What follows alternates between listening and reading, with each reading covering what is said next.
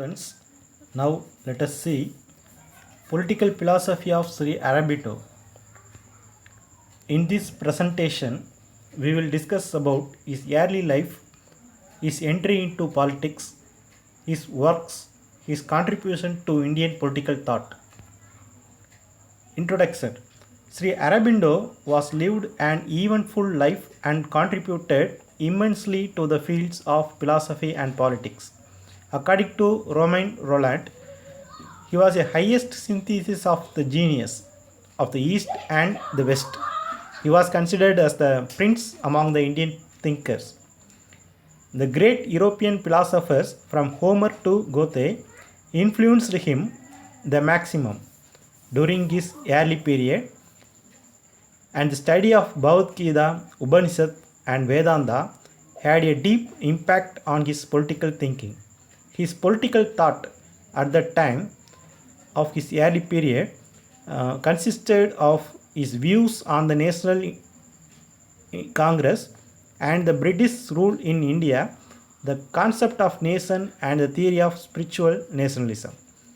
His program of action consists of the theory of passive resistance. His early life. He was born on 15th August 1872 at Calcutta.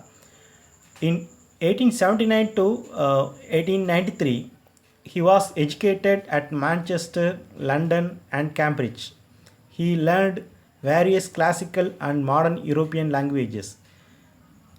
He took an interest in Indian politics and contact with young revolutionaries from India. He founded a secret society called Lotus and Tagore. He returned to India in 1893 at the age of 21. He was appointed as professor of English in Baroda College. At Baroda, he undertook a serious study of Indian history, philosophical text and Bengali literature.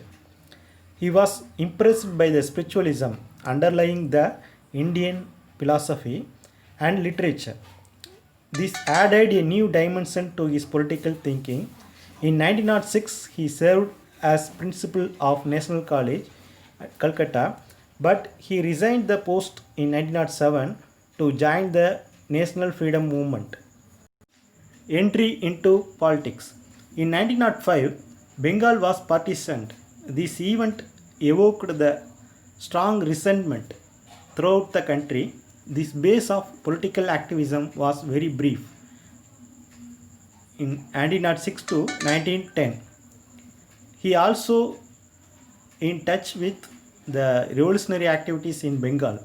During this period, he participated actively in politics and supported the radical group led by Balagangadhar Tilak. He participated in the Surat session of the Congress in 1908. He was implicated and arrested in the Maniktola bomb case. He was honorably acquitted in 1909. He criticized the Congress on 4 counts. Firstly, its aims and objectives. Secondly, its composition. Thirdly, the motives of the leaders. And fourthly, methods adopted by them for the realization of their aims and objectives. He expressed the view that the British political system was in no way the best, as was widely believed by Indian intelligentsia. Political freedom is the life-breath of a nation. To attempt social reforms, educational reforms, industrial expansion, the moral improvement of race, without aiming first and foremost at political freedom, is the very height of ignorance and futility. His major works. During the period 1906 to 1910, he wrote extensively on various topics of national importance. He associated himself with journals and periodicals like the Jugandhar, the Bande Mataram, the Garmayogi, through which he could make criticism of the British imperialism by preaching the gospel of militant nationalism. 1910 onwards, Aurobindo wrote mainly in the context of humanity and its spiritual future. He elaborated his ideals and the ideas in the context of human development and its ultimate goal of human unity. His important works, including Life Divine, essays on Gita, the synthesis of yoga, and epic poem Savitri. His political thought was an extension of his yogic and spiritual vision. Aurobindo contribution to Indian political thought.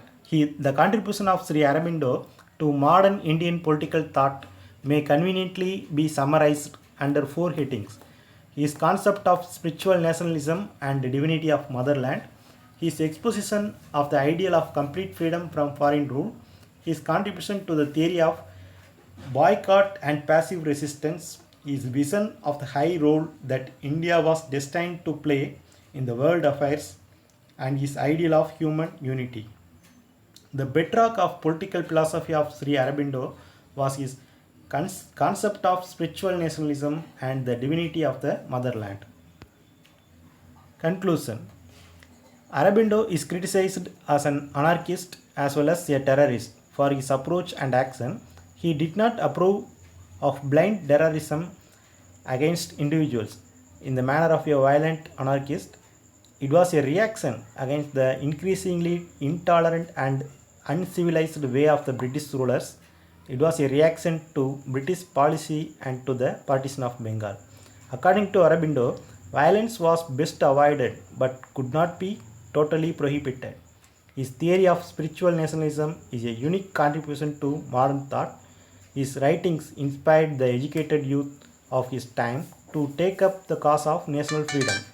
Aurobindo was the first political thinker who recognized the need of giving a broad base to the national movement. He emphasized the need of mass mobilization and participation of all sections of society in the national movement. Thank you.